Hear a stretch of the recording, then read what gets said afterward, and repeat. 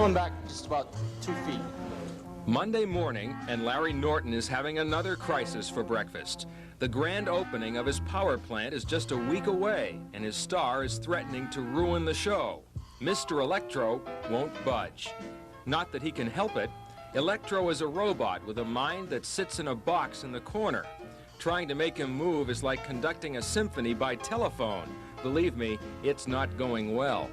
He got a wrong computer readout, and that's why he went a little bit past the point where he was before. He'll be fine. We just got to pull him back now.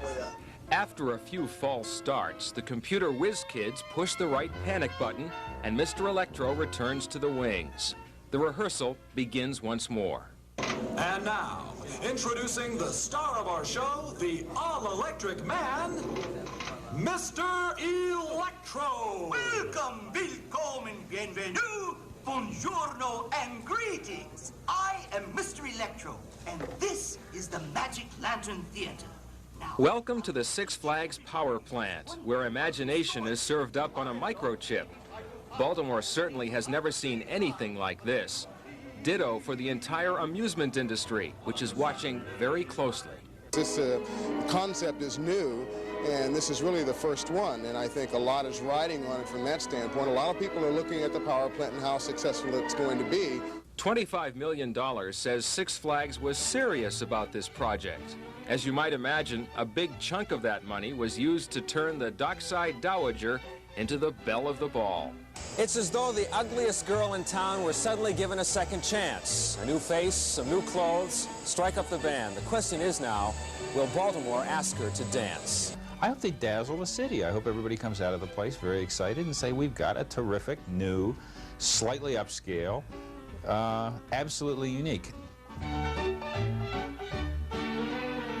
If the power plant doesn't draw huge crowds, it won't be for lack of trying. Six Flags went after the best creative minds it could find. We decided that what we should put in there should be something turn of the century, and that led into a kind of a Jules Verne, H.G. Wells thing with power cores and Magic Lantern theaters and laboratories. So the power plant is a Valentine to Victoriana, the kind of stuff your grandmother stores in the attic and refuses to give away. Well, Gary Goddard and Tony Christopher must have 50 grandmothers between them. Everything they designed or created or collected has wings and widgets and a wonderfully useless air about it. But being the modest men they are, Gary and Tony credit Phineas Flagg for their ideas. Well, Phineas Flagg was an inventor and a scientist and a explorer, adventurer, visionary, and he had many, many ideas enough to fill this whole place.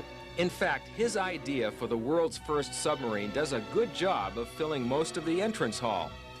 As you make your way through the world of P.T. Flagg and his electric dreams, you begin to realize the man sucked up inspiration the way the rest of us gasp for air.